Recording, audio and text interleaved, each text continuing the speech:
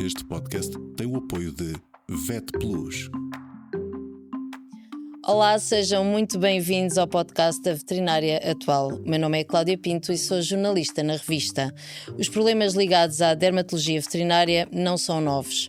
Alguns diagnósticos podem ser mais demorados e os tratamentos mais prolongados, o que requer paciência e disponibilidade por parte dos tutores, mas também desafios acrescidos aos médicos veterinários. Neste episódio vamos falar dos erros mais comuns em dermatologia e como podem ser corrigidos.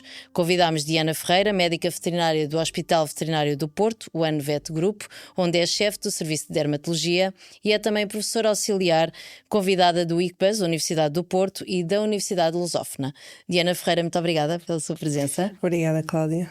E também convidámos Catarina Mendes, médica veterinária e Technical Advisor da Vet Plus. Muito obrigada pela disponibilidade mais uma vez, Catarina. Obrigada eu, Cláudia.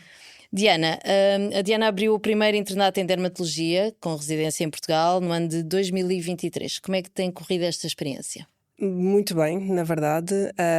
Portanto, estamos em 2026, ou seja, já estamos na terceira interna. Tem sido muito gratificante e também, o que tem sido também interessante tem sido o facto de que nós nunca precisámos de abrir, na verdade, candidaturas formais. Nós temos recebido candidaturas espontâneas e isso para nós é muito bom, porque quer dizer que são pessoas que estão altamente motivadas para estes internatos, têm um interesse muito profundo na área e, portanto, isso obviamente facilita todo o processo e facilita, obviamente, depois a estadia deles no internato.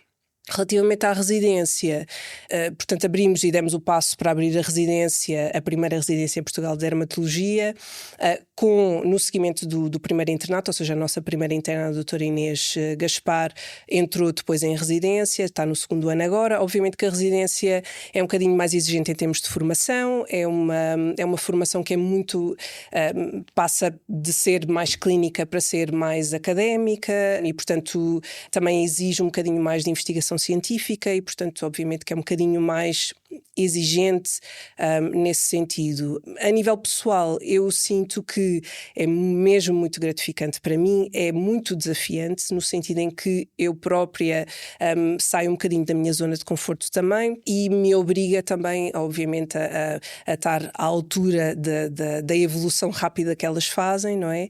E, portanto, obviamente que eu tenho que estar a nível de conhecimento também mais atualizada e, portanto, acaba por ser um bocadinho exigente também, mas é muito gratificante e eu própria aprendo muito com estes processos e, portanto, são processos muito, muito gratificantes e obviamente que muito enriquecedores. É um balanço positivo? Sempre um balanço positivo, sempre. Nunca duvidei que realmente, aliás, eu nem nunca soube que ia ser assim tão gratificante e tão benéfico e, portanto, foi uma ótima aposta, assim, sinceramente. Quais é que são os erros mais comuns que se vêem na prática clínica em dermatologia? Bom, é verdade que vemos frequentemente erros a acontecerem na dermatologia e é comum nós vermos erros por parte dos colegas. Eu própria também cometo erros, eu vou ser honesta, todos nós, mas um dos erros que é mesmo mais frequente e mais comum tem a ver com a falta de realização de citologias que esta disciplina requer. A citologia é uma ferramenta essencial para nós fazermos dermatologia e muitas das consequências que acontecem têm a ver com o facto de não se fazerem frequentemente citologias ou se fazer pouco citologias ou os colegas não terem muita prática a fazerem citologias. Portanto, esse para mim é o erro mais comum. Mas podemos eventualmente falar de outros erros. Por exemplo, o facto de muitas vezes se interpretarem quadros clínicos como sendo alérgicos quando clinicamente eles não têm características de um quadro alérgico, ou seja, interpretar-se um quadro atípico como sendo alérgico, porque a alergia é obviamente uma condição muito frequente. Também vemos muitas vezes as antibioterapias a serem feitas de uma forma às vezes desnecessária em determinado tipo de casos ou exagerada também em determinado tipo de casos, ou mesmo de forma incorreta.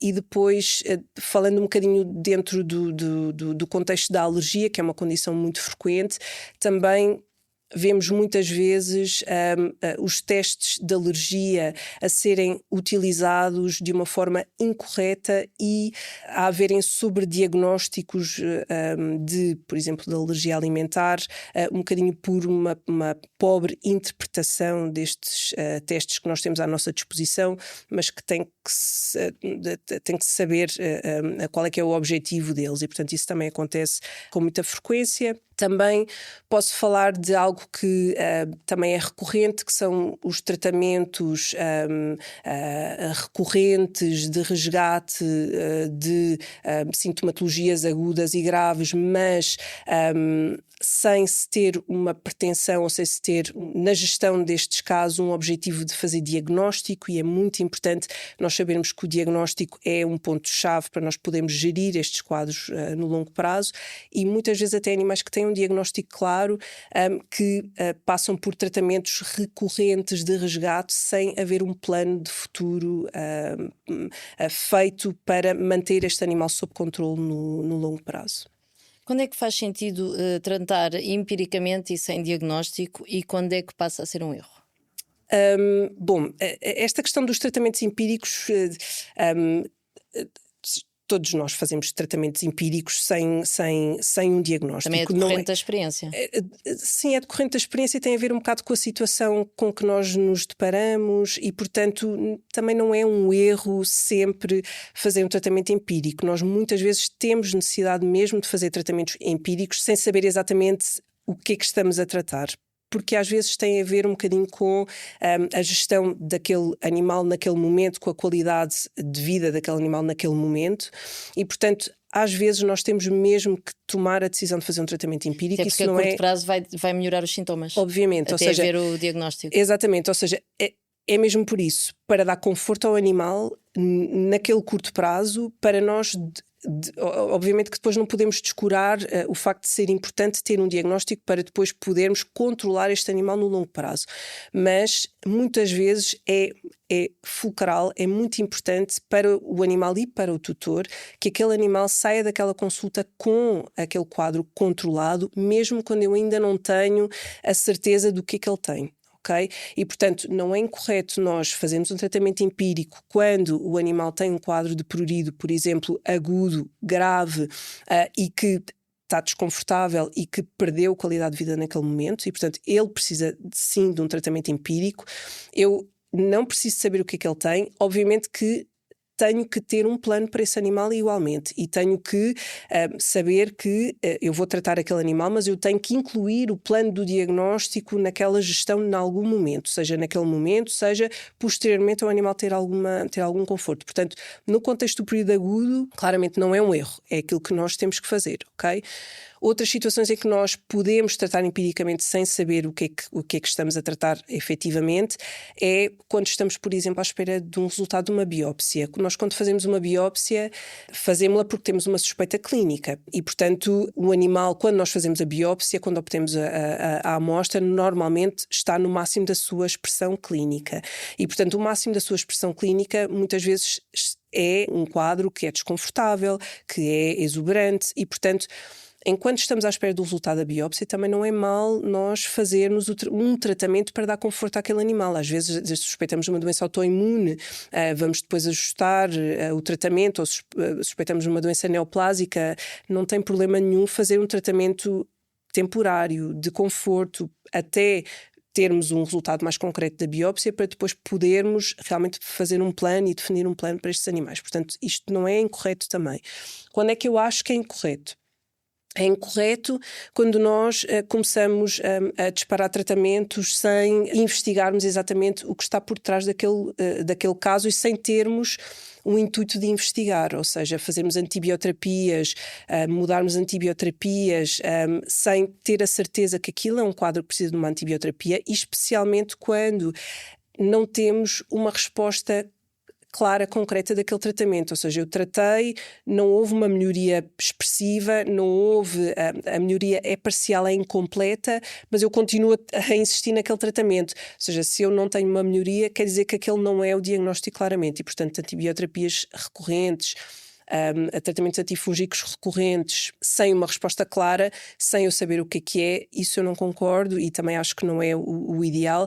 E também o insistir num tratamento que realmente não nos está a dar retorno. Por exemplo, um animal com prurido que eu estou a tratar com um anti-inflamatório ou com um antipruriginoso e que não acaba de responder, ou seja, em que a resposta é incompleta, esses casos normalmente estão relacionados com diagnósticos não identificados, por exemplo, um pioderma, uma infecção bacteriana não identificada, um subcrescimento de malacésia, uma dermatite de malacésia não identificada, que depois, obviamente que o animal não responde ao tratamento antipruriginoso porque ainda não controlou e não foi identificado este fator que é determinante para realmente ele conseguir baixar o prurido. Se eu não controlar o pioderma ou a dermatite de malacésia, ele vai continuar a ter prurido. Portanto, não convém eu continuar a insistir portanto, neste tratamento supostamente empírico, porque ele não está a surtir efeito. Se não está a surtir efeito é porque o diagnóstico, eu não identifiquei o diagnóstico. E em relação ao uso de antibióticos,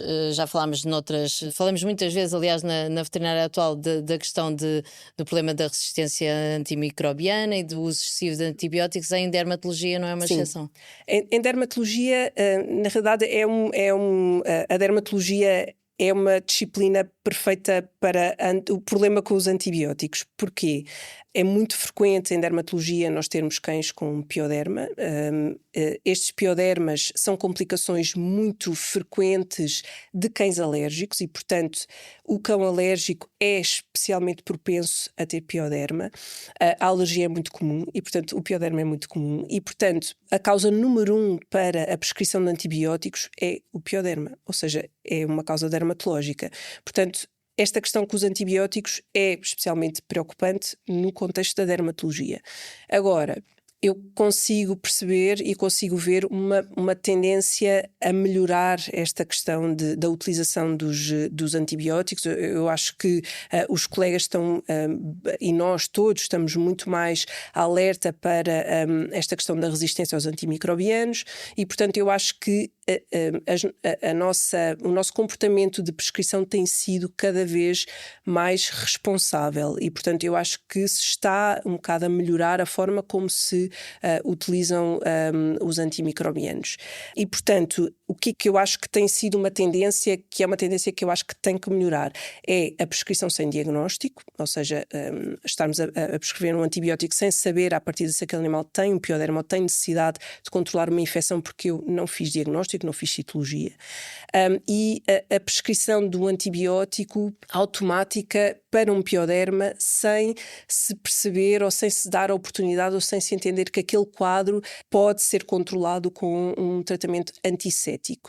E, portanto, eu acho que temos que melhorar a forma como nós utilizamos antibióticos. A primeira coisa que temos que fazer é diagnosticar, ou seja, eu dou um antibiótico porque tenho claramente uma infecção que precisa ser controlada, tenho que fazer diagnóstico, tenho que fazer citologia e depois eu acho que é muito importante também a questão de se eu tenho um pioderma superficial, será que eu posso não dar ou seja, posso prescindir da utilização do antibiótico utilizando um antisséptico para aquela gestão e, portanto, já é uma forma de não utilizar antibiótico e depois muito importante mesmo é o controle da causa primária, né? Porque se nós dizemos que o pioderma é a complicação mais comum de um cão com alergia, então eu tenho que controlar as alergias, ou seja, eu tenho que identificar a condição primária, controlar essa condição primária para não ter que ter piodermas a acontecer naquele animal.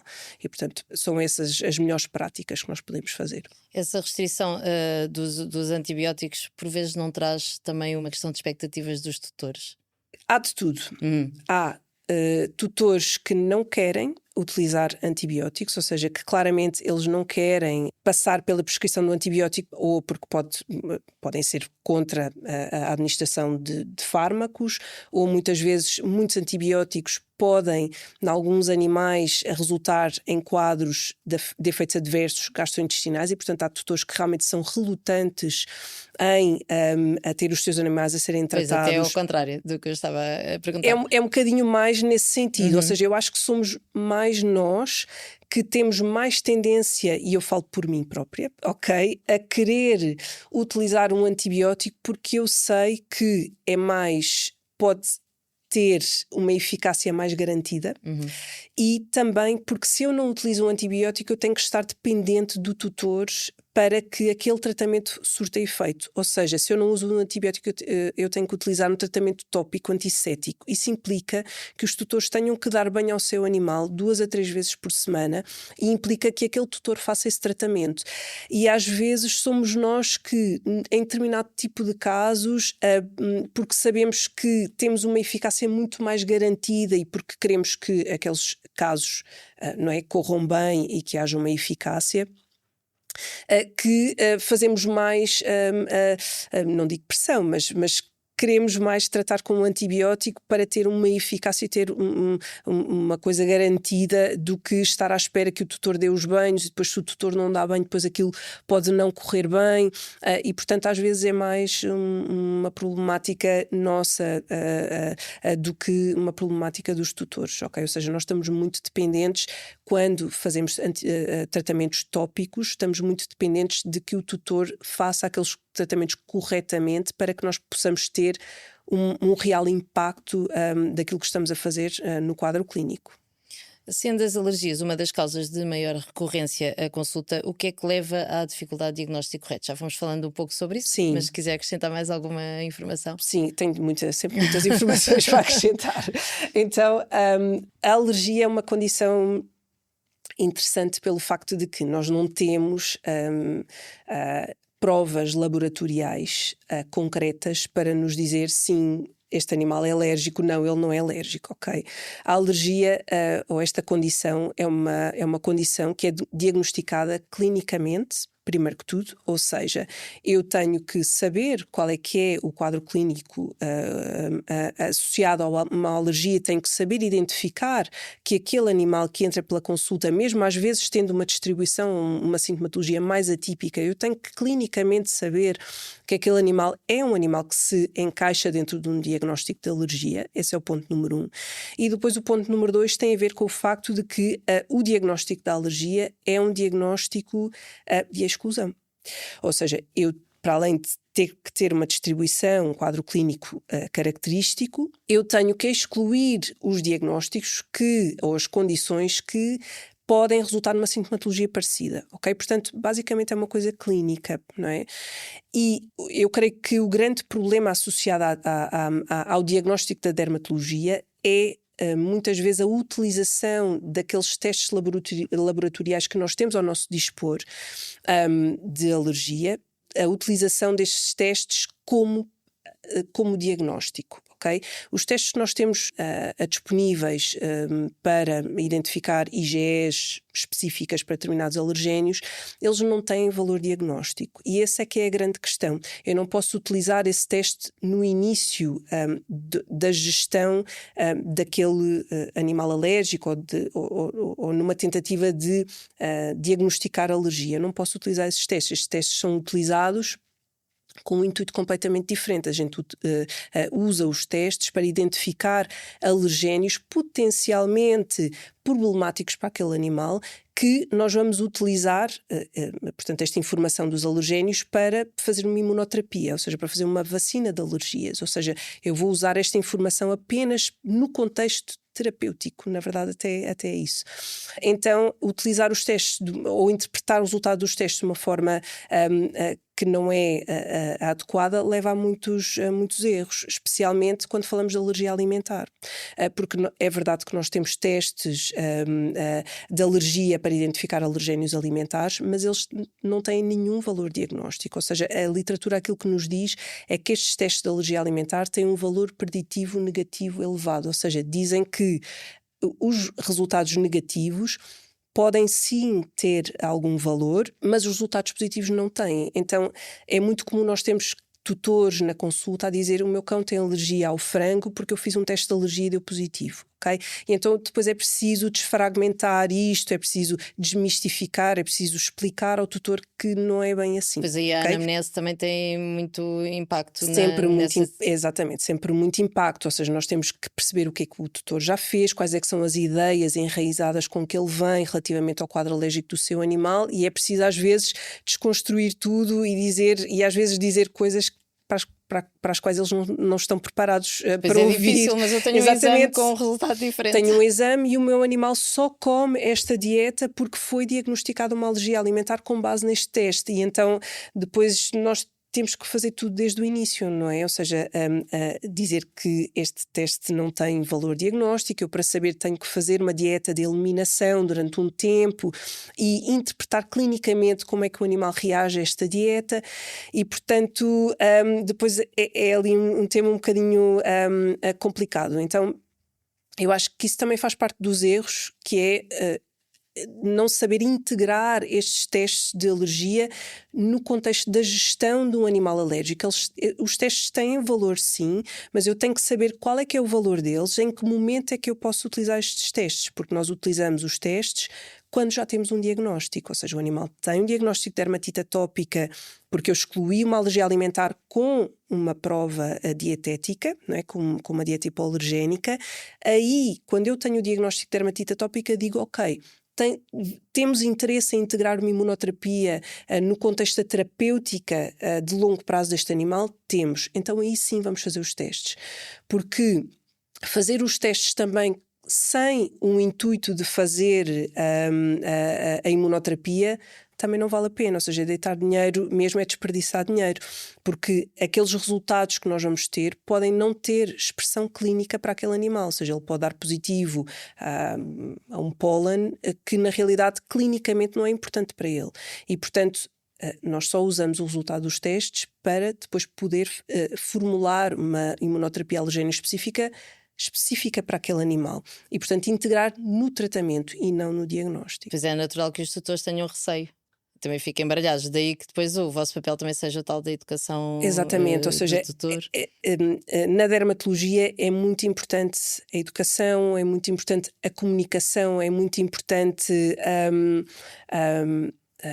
explicar aos tutores o que é aquela doença, ou seja, é muito importante que eles tenham uma visão do que é a doença quando falamos de alergia, não é? Porque obviamente que há muitos diagnósticos na dermatologia, mas quando falamos de alergia, que é a condição mais comum, não é? Aquilo que nós vemos mais frequentemente, é muito importante que o tutor saiba o que é aquela doença no seu animal. E aí também vem aquela questão de gerir as expectativas, não é? Ou seja, explicar ao tutor o que é aquela doença, qual é que é a gravidade daquela doença no seu animal, o que eles podem esperar daquela doença no seu próprio animal ao longo da vida e o que eles podem esperar também das nossas intervenções. Ou seja, muita da compliance tem a ver com os tutores na questão da dermatologia, tem a ver com eles entenderem como é que aquela doença se pode manifestar ao longo da vida, como é que os medicamentos que ele usa podem realmente gerir e controlar a doença do seu animal ao longo da vida. E, portanto, a comunicação é mesmo muito importante e é muito importante que eles entendam estas questões, porque o animal alérgico é um animal crónico, é um animal que é gerido toda a vida, ou seja, os meus pacientes são pacientes de toda a vida, mas ao longo de toda a vida estes animais são controlados. Nós vamos gerindo, vamos adaptando e muitas vezes temos que dar passos atrás e dizer: funcionou até aqui isto que nós fizemos, mas agora já não está a funcionar, e o tutor tem que entender que isso pode acontecer, ok? Que nós podemos dar passos atrás e dizer: bom, eu agora vou ter que mudar completamente a minha abordagem, ok? E é importante que é eles dinâmico, saibam pode isto. haver momentos de recidiva, mas também o oposto. Muito dinâmico. E é sempre um jogo de adaptação. É mais comum haverem os momentos, as tais flutuações que ocorrem ao longo da vida alérgica destes animais. Isso é muito comum.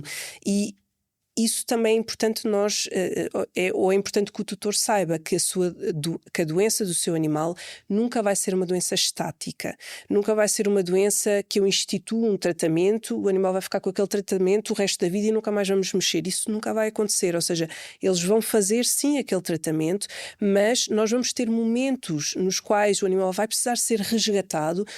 Esse resgate pode ser mais ou menos intenso, ou seja, há animais que têm agravamentos muito subtis, têm uma pequenina inflamação do ouvido, e há animais que têm agravamentos muito expressivos, com quadros de pioderma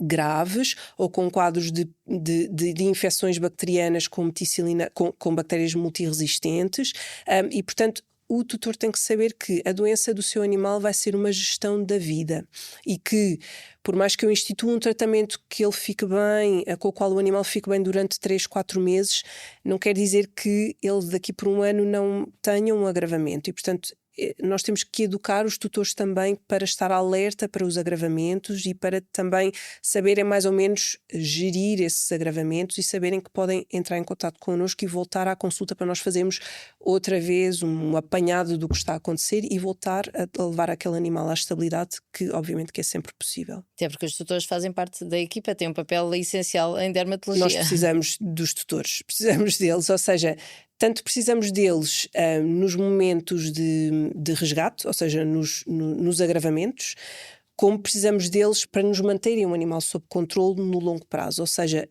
nos momentos de resgate, muitas vezes, e falando especificamente de otites externas, se não for o tutor a fazer aquele tratamento, nós não conseguimos gerir em casa, não é? Nós não conseguimos fazer a gestão daqueles quadros, especialmente em otite externa. A otite externa está muito dependente do tratamento diário, que não seja diário, mas que seja constante do tutor em casa. Nós sistemicamente não conseguimos fazer gestão de otite externa e no longo prazo nós precisamos que sejam tutores atentos, ou seja, que saibam identificar um agravamento, uma recidiva do quadro e que saibam voltar à clínica, não é? À nossa consulta para nós podermos fazer o resgate desses animais e voltar a trazê-los ao controle.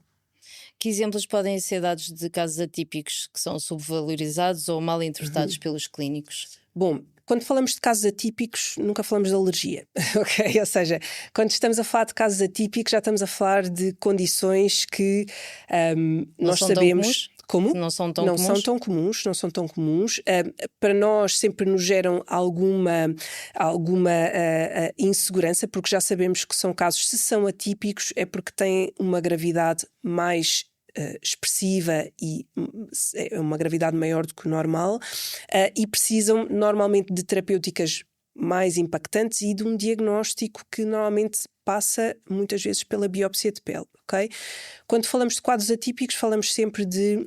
Ou se falamos de quadros ulcerativos, sempre que falamos de um quadro ulcerativo, é sempre um quadro atípico, ok? Claro que nem sempre um quadro ulcerativo é um quadro atípico. Às vezes um gato que tem alergia e que por autotraumatismo faz uma lesão ulcerativa, tudo bem, não é um quadro atípico, mas um cão que tenha um quadro ulcerativo com uma distribuição atípica, por exemplo, membranas mucosas, regiões mucocutâneas, perimucosas, face interna de pavilhões auriculares, isso é um quadro atípico, ok? E, portanto, muito provavelmente estamos a falar de uma doença imunomediada. Quando falamos, por exemplo, de quadros estéreis, também estamos a falar de quadros atípicos, ou seja, o animal que vem à consulta com um quadro crustoso, que à partida parece uma infecção bacteriana e que depois não há um único organismo nessa citologia, ou quadros pustulares, ou mesmo quadros nodulares, no qual inflamatórios em que não encontramos um único organismo, isso é um quadro atípico, ou seja, quadros estéreis são quadros atípicos. E depois falando do caso dos gatos, que ainda nos deixa ainda mais desconfortáveis, porque aí se é atípico é mesmo raro, ok? Falamos, por exemplo, de quadros foliativos, ou seja, quadros descamativos, generalizados, são sempre condições que nos deixam um bocadinho desconfortáveis, quadros nodulares e depois também, ainda continuando no caso dos gatos, quadros de autotraumatismo ou autoinduzidos, por exemplo, alopécias autoinduzidas ou quadros de autotraumatismo que não respondem a tratamentos antipruriginosos. Esse é o cenário que nos deixa sempre desconfortáveis. Porque um animal que se autotraumatiza e que à partida nós sabemos que não é prurido, ou não é tudo prurido, então esse vai ser, quando falo de gatos, né? Obviamente que isso vai ser uma investigação muito mais morosa, vai envolver outras especialidades, muitas vezes são animais que têm componentes comportamentais associados importantes, às vezes até neurológicos, e portanto isso são quadros atípicos para nós e que nos deixam desconfortáveis, sim. Diana, temos estado a falar da citologia em alguns momentos desta conversa. Apesar de ser uma excelente ferramenta diagnóstica, ainda é pouco utilizada. Por que é que isto acontece? Para já eu acho, é um bocado paradoxal, não é? Porque na realidade a citologia é uma ferramenta que no meu entender, é uma ferramenta muito rápida, ou seja, nós conseguimos fazer rapidamente a citologia. Temos muita informação logo naquele momento e ajuda-nos a tomar decisões que são fundamentais para a gestão dos quadros clínicos. Então, eu também não entendo muito bem porque é que a citologia é tão pouco utilizada quando ela tem tudo para dar certo, não é? Então, eu acho que tem a ver com, ou no meu entender, eu acho que tem a ver com um pouco falta de hábito. Pouco hábito que se cria desde o início em se fazer a citologia, em se fazer citologias. Esta falta de hábito pode estar relacionada com alguma falta também de formação, porque eu sinto que esta falta de hábito acaba por gerar alguma insegurança, ou seja, eu faço pouca citologia, portanto, como faço pouca citologia, não tenho muita prática, não consigo interpretar bem aquilo que faço. No meu dia-a-dia, no decorrer do dia, eu preciso de tempo para fazer as citologias, porque me custa realmente a fazer a interpretação. Como não tenho tempo, não consigo tirar informação. Uma bola de neve. É uma bola de neve. Sinto-me insegura a interpretar e, portanto, vou deixando de fazer. E eu acho que a citologia tem que ser tudo o contrário. A citologia, nós temos que fazer muito para nos sentirmos mais confiantes a interpretar aquilo que estamos a ver.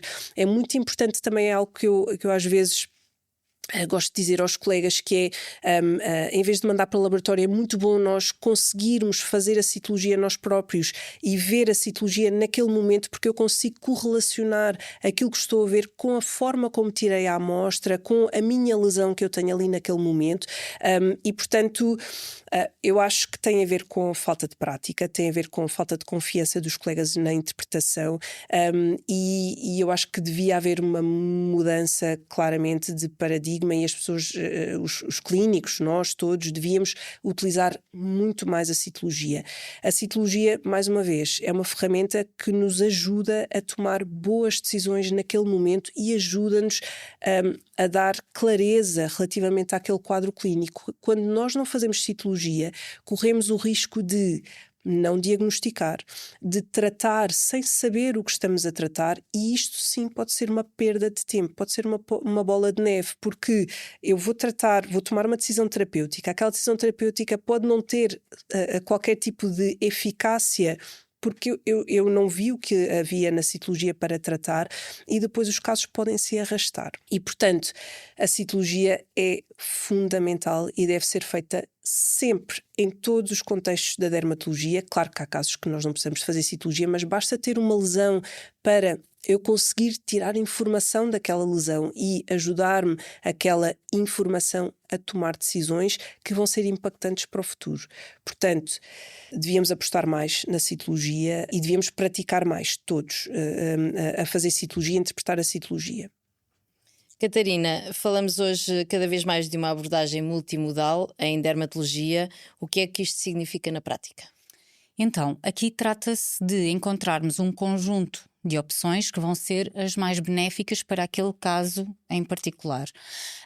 E isto tem aqui vários aspectos a considerar. Claro que é o caso clínico em si, mas também aquilo que o tutor consegue implementar.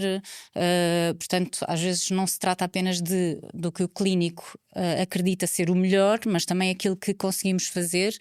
E tendo em conta que muitas vezes estes casos são precisamente crónicos, não é? E portanto, o maneio vai ser algo prolongado, temos que encontrar aqui o conjunto de opções que vai ser efetivamente útil, mas também que a pessoa consiga sustentar no tempo.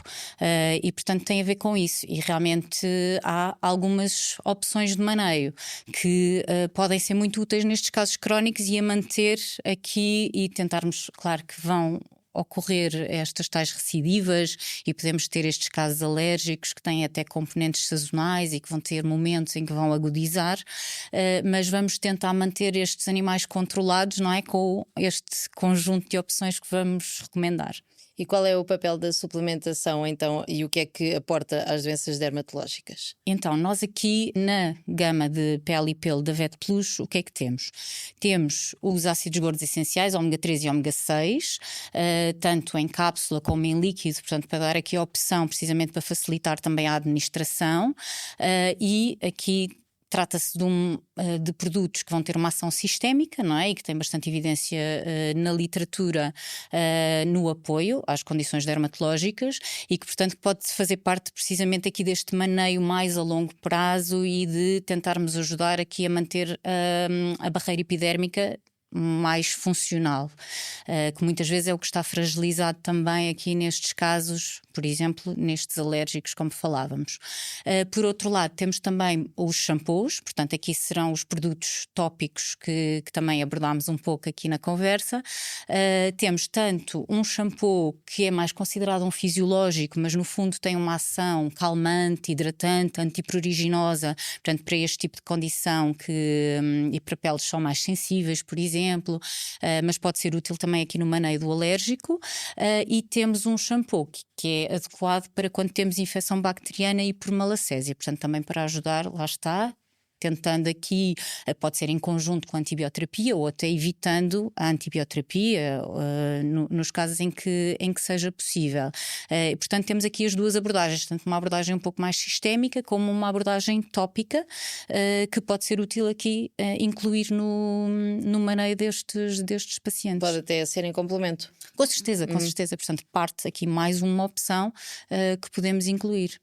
Muito bem, estamos a aproximar-nos do fim da nossa conversa. Diana, volto a si para me dizer quais as 3 mensagens que escolheria partilhar de forma a resumir o que falámos neste episódio e que deixa muitas mensagens importantes. O que é mais importante passar a quem nos está a ver ou ouvir? Bom, a primeira mensagem, que acho que é óbvia, tendo em conta as minhas respostas, é a citologia, ou seja, fazer citologia sempre, não descurar esta opção, esta ferramenta que é mesmo muito valiosa, portanto, façam citologia sempre e mais. A segunda mensagem é continuarmos no bom caminho do uso racional de antibióticos, ou seja, reduzir a nossa utilização, sermos mais racionais na hora de escolher os antibióticos quando temos mesmo que fazer uma antibioterapia, portanto também é uma recomendação. E a terceira mensagem que eu deixava era a de sim, vamos gerir estes animais que precisam de uma gestão hoje ou ontem e que têm quadros agravados e que precisam de controlar esses quadros, mas não vamos nunca esquecer que temos que fazer diagnóstico nestes animais para poder controlar os seus quadros no longo prazo, que isso é muito importante. Portanto, são as minhas mensagens. Muito obrigada a ambas por terem estado presentes em mais um episódio do podcast Veterinária Atual. Obrigada também, queria agradecer à Veterinária Atual e à VetPlus pelo convite. E eu também queria agradecer esta parceria com a Veterinária Atual, que tem sido muito interessante este trabalho, e à Diana por aceitar o convite. Obrigada. Para nós é um gosto receber-vos sempre. Foi mais um episódio do podcast Veterinária Atual, neste caso também disponível em vídeo no YouTube. Acompanhe as novidades da revista em papel, no site, na newsletter e nas redes sociais da revista. Obrigada por ter acompanhado, contamos consigo num próximo episódio. Este podcast tem o apoio de VetPlus.